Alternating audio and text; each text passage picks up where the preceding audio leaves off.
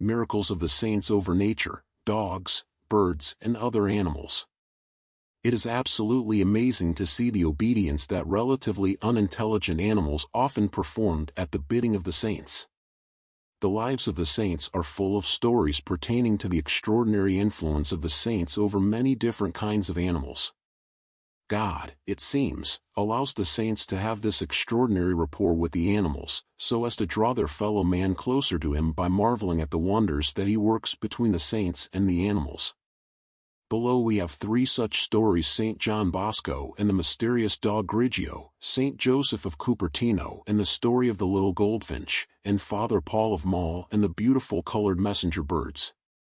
St. John Bosco and the mysterious dog Grigio who protected him on numerous occasions. Among all the amazing episodes in the life of Don Bosco, one of the greatest was the appearance of the dog Grigio, a huge gray dog that appeared suddenly at moments of danger, reappeared on many occasions and disappeared some years later when the danger was over. He asked for neither food nor shelter, was savage as a wolf against an enemy, but gentle as a lamb with the boys of the oratory, in whom St. John Don Bosco gave the name of Grigio the Grey One. Don Bosco was once passing through the thickly populated quarter which lay near Valdocco late at night. It had a bad reputation. Shady characters could skulk behind the tufts of scrub and brushwood and burst out upon the passer-by. His mother, Margaret Bosco, was always anxious when her son was out late at night. Don Bosco had passed the last buildings of the town when a huge gray dog appeared and walked by his side. He was startled at first, but as he found that the creature seemed friendly, he accepted its company and went on to the orrery. When he reached the door, the dog turned around and trotted off in the direction whence it had come. Every night henceforward, when Don Bosco was out late, the same thing happened. He found the dog waiting for him whenever there was a lonely part of the town to be traversed. One night, he became aware of 2 suspicious-looking men who were following him, matching their pace to his. When he tried to avoid them by crossing the road, they crossed too. He decided to run back, but at the moment he did so they were on him. A cloak was thrown over his head and a handkerchief thrust into his mouth. He struggled to free himself and call for help, but it was useless. Suddenly, with a terrific howl, Grigio appeared and rushed upon them. Leaping on the one who held the cloak, he forced him to let go, then bit the second and flung him onto the ground. The first tried to escape, but Grigio was after him, rolled him 2 in the mud and stood over them both, growling furiously. "Call off your dog," they cried to Don Bosco. "I will call him off if you will let me go about my business," he replied. "Yes, anything, only call him off." "Come, Grigio," said Don Bosco, and the dog immediately obeyed, while the 2 men, terrified, made off in double-quick time. Another night, Don Bosco was on his way home when a man hiding behind a tree fired twice at him at such close range that it seems almost impossible that both shots had missed. Then, throwing away the pistol, the man rushed upon him. But at this exact moment, Grigio mysteriously appeared and seized the man, and dragged him a few feet away, growling fiercely all the while.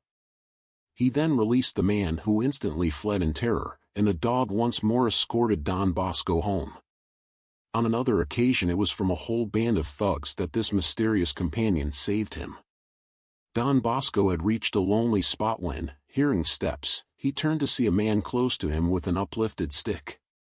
Don Bosco was a swift runner in those days, but his enemy was swifter and soon caught up with him. It was a moment of action. Don Bosco, with a well-directed blow of the fist, sent the man sprawling. His howl of pain brought several others out of the bushes where they had been hiding. They were all armed with heavy sticks, and things now looked black for Don Bosco. Once more, at the crucial moment, the terrific howl of Grigio was heard. He ran around and around his master, growling and showing his formidable teeth until one by one the ruffians turned and disappeared. One night, instead of accompanying Don Bosco, Grigio went to the oratory and refused to let him go out, lying down across the door of his room, for once growling and showing ill temper towards Don Bosco when he made the slightest attempt to dislodge him. "Don't go out, John," said his mother. "If you won't listen to me, at least listen to that dog. He has more sense than you have."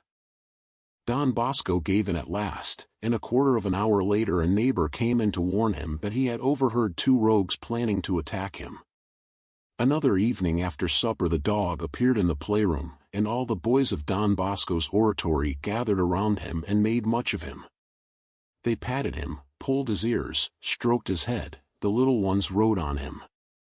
He regarded them with grave eyes until at last they brought him into the refectory where Don Bosco was still at supper. "Why, Grigio, old fellow, what brings you here?" he said. Grigio went up to him, put his great head on the table, looked at him and wagged his tail.